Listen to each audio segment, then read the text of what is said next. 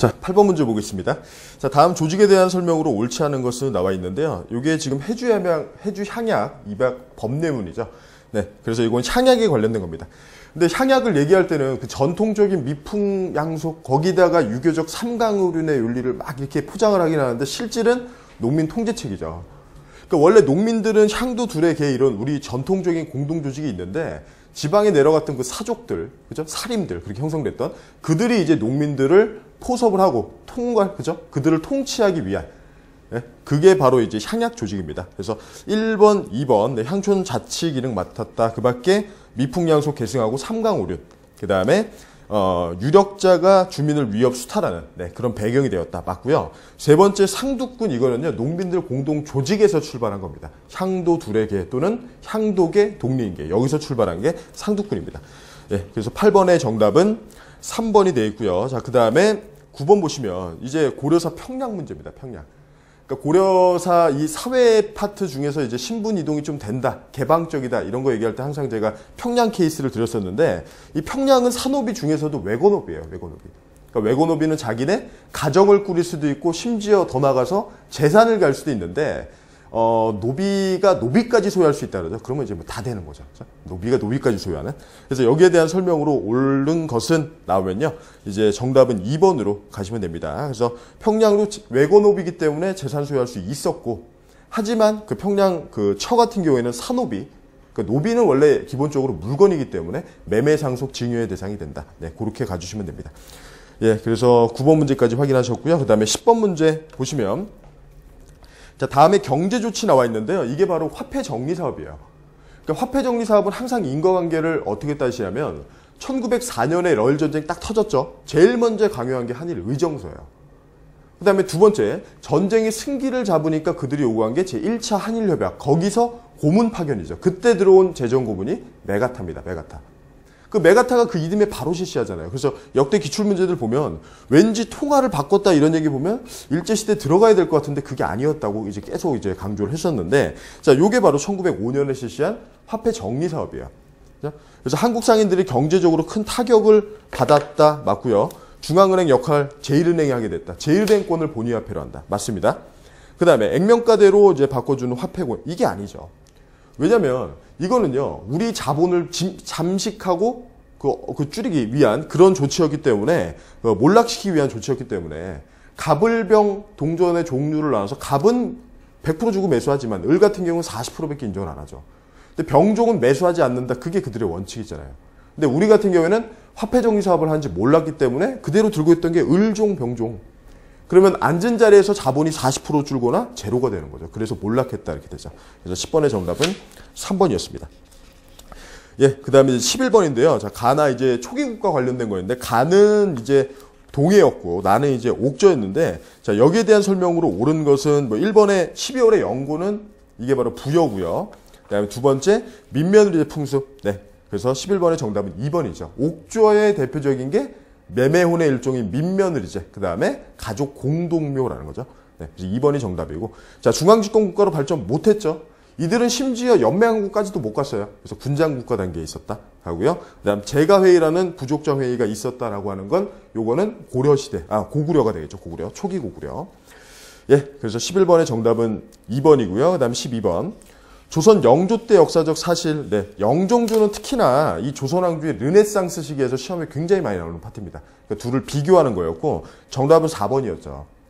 영조의 탕평 정치 얘기할 때 완론 탕평이라고 했고요. 그 다음에 정조는 본인 자체가 굉장히 똑똑하기 때문에 일단 붕당이 뭐 얘기하면 그냥 다 안 믿거든요. 다 가려봐요. 시시비시. 그 시시비비 가린다. 그래서 그것을 우리가 줄론 탕평이라고 했죠. 그래서 12번의 정답은 이제 4번입니다. 그 다음에 13번 나와 있는데 13번의 여러 단체 기관 여기에 해당되지 않는 것은 일단 만주 삼원보 지역에 우리 신민회가 독립운동 기지 건설했는데 그 단체들이 이제 경부신, 경학사, 부민단, 신흥강습소 요게 이제 확대된 게 신흥무관학교입니다. 그죠? 근데 지금 권업회라고 나와 있는 건 이건 1912년에 요거는 연해주 지역에서 만들어진 거거든요. 그래서 권업회가 틀린 정답이 되어 있고요. 자, 그 다음에 이제 14번이 이제 무장투쟁 문제입니다. 무장투쟁. 먼저 첫 번째 나와 있는 게 20년의 경신참변. 일명 간도참변이라고 하는. 그 다음에 두 번째 나와 있는 게 이제 이봉창 의건데, 1931년 그 만주사변이 일어나는 그 해죠. 그 해에 상하이에서 김구가 한인 애국단을 조직을 해요.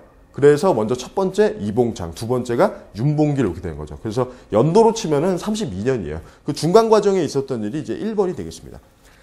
남만주의 조선혁명군, 그죠? 남만주에는 국민부가 있었고 거기 대표는 이제 양세봉 장군이죠. 자, 그분의 이제 조선혁명군이 창설되었다. 자, 맞습니다. 그래서 3부의 통합 과정 해서 1번이 되어 있고요. 자, 나머지 것들은 시기가 좀 안 맞죠. 한국 광복군 얘기 나오려면 요거는 40년 충칭기 가야 되고요. 그 다음에 봉오동 청산리는 감도참변보다 앞이에요. 왜냐하면 일제가 봉오동 청산리에서 우리에게 패배했기 때문에 크게 화를 입었기 때문에 그걸 보복한 게 경신참변이니까 그래서. 그다음에 동북항일연구는 요건 30년대 후반 쪽인데 요쪽은 30년대 중반 이후 가면은 그 우리 독립운동의 무대가 일전에 그 만주 지역에서 이제 중국의 관내 지역으로 바뀌는데 다 들어온 게 아니고 안 들어온 세력도 조금 있어요, 조금. 그게 이제 동북항일연군 조국광복회. 그들이 이제 백두산 밑에 있는 조그만 마을을 습격했다. 이게 바로 보천보 전투. 예, 요거 하나만 기억하시고 나머지는 이제 농민들의 추수투쟁, 춘항투쟁 이런 거였어요. 그래서 30년대 중반엔 무대가 만주가 아니라 관내로 이동했다였습니다. 예, 그래서 14번의 정답은 1번이고요. 그 다음에 15번. 전기살림인데요. 조선 전기살림. 전기라고 하면 우리가 일반적으로 이제 15세기, 16세기까지를 전기라고 하죠. 그래서 전기 살림에 대한 설명으로 옳지 않은 거 나와 있는데 정답은 1번 쪽입니다. 1번 쪽. 일단 뭐 살림이 등장한 건 16세기예요.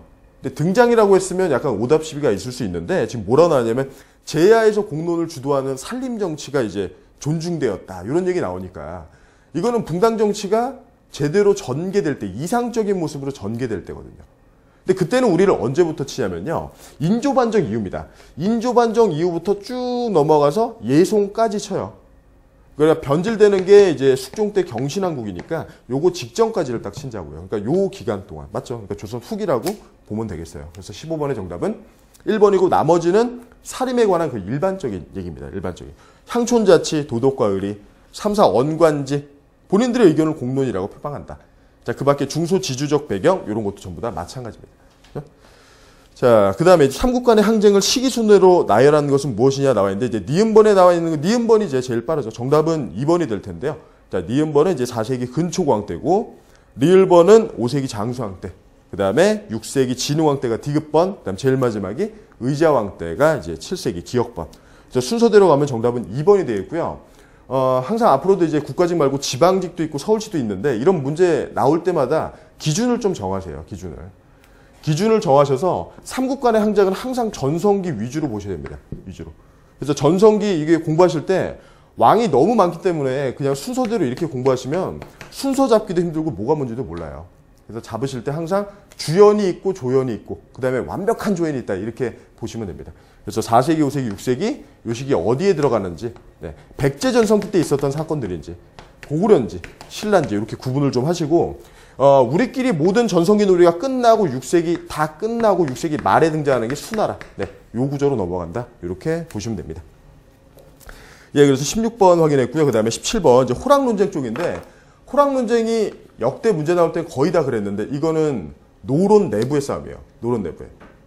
그들이 왜 싸웠냐면 청이 서서히 문화국가가 되는 모습을 봤거든요. 그렇죠? 그래서 호론과 낙론으로 노론 내부에서 갈린 거고 특히나 호론은 그냥 원칙대로 갑니다. 이 사람들은 우린 오랑캐랑 말이 통하지 않는다. 인물성 이론. 근데 낙론 같은 경우에는 여기는 수도권 지방의 노론이거든요. 근데 그 사람들은 수도권 지방의 노론 사람들은 이 사람들은 외교관으로 청에 가요. 갈 때 자기 집안의 그런 그 뭐 조카나 이런 사람들을 데리고 가요. 그걸 우리 자제군관이라고 해요. 한두 명씩 데리고 가요.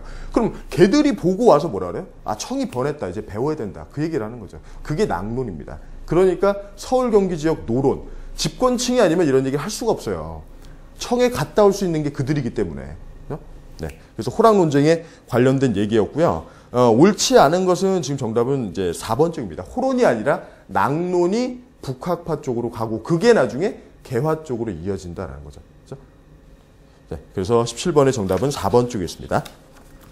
예, 그 다음에 18번 쪽 보시면 연표의 가부터 라까지 있었던 사실로 옳은 것은 나와 있는데요. 1번의 대한민국 임정의 건국강령 채택은 요거는 충칭기죠. 네, 충칭기에 있었던 일이고 그다음 북한 정부 수립은 우리 남한 정부 수립된 그 다음 달입니다. 네, 48년 9월 달에 있고 그다음에 남북협상, 자, 요게 살짝 헷갈리실 수 있는데, 남북협상은 4월 달에 가요. 그러니까 50총선거 이전에 갑니다, 이전에. 그다음 마지막에 반민족행위 처벌법. 자, 요게 뭐 단독 문제로도 들어갈 수 있는 게 이제 반민족 행위 처벌법인데, 우리가 48년도에 국회가 만들어지고요. 48년도에 이제 총선을 하고 국회가 구성되죠. 근데 이때 처음에 국회의원들을 특이하게요. 이 사람들은 그냥 국회의원이 아니라 재헌의원이라고 해요. 재헌의원. 그리고 임기는 2년입니다. 이들로 구성된 국회가 그러니까 딱 2년간 존속했던 거죠. 그래서 50년의 총선거가 한 번 더 있죠. 그러니까 요 기간에 통과시킨 법안이 엄청 많을 거예요. 근데 그 중에서 단독 문제 나오는 게 두 개죠. 반민족 행위처벌법. 그 다음에 두 번째가 농지개혁법. 그렇죠? 그래서 요게 지금 6.25 전쟁 있기 전에 이 재헌국회에서 실시했던, 네, 통과시켰던 법안. 반민족행위처벌법, 농지개혁법. 네, 요게 제정되었다. 네, 맞습니다. 그래서 18번의 정답은 4번 쪽으로 가시면 되고요. 그 다음에 이제 19번. 여기 지금 사료로 나와 있는 게 삼국유사입니다. 삼국유사. 그래서 삼국유사에 관련된 지문을 골라주시면 되고요. 1번 보시면 정통과 대의명분. 요거는 그냥 유교적 역사관보다도 조금 더 성리학적 사관 이렇게 해주셔야 돼요. 성리학. 그러니까 성리학은 남송 때 송나라, 그러니까 송이 원래 있었던 화북지방을 뺏기고 남쪽으로 쫓겨왔을 때 만든 사상이기 때문에 그 시대상을 발현해서 굉장히 명분, 정통 이런 걸 따진다고요. 그래서 성리학적 역사관, 이게 뭐 이재현의 사략 같은 책이 되고요.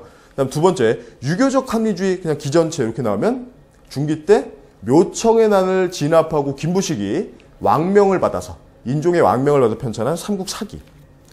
다음에 고구려 계승의식은 이제 동명 왕편이죠. 이규보. 그래서 이규보 보시고 이번에는 뭐 그 문제는 안 나왔는데 이규보 같은 경우에는 최근에 문제가 요 시점 있죠. 이규보와 관련된 그 시점 최충원 최후.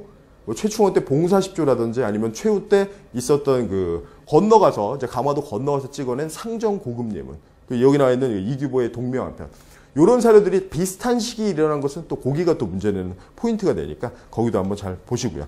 정답은 4번입니다. 단군 신화를 최초로 수록한. 네, 정답은 4번이고.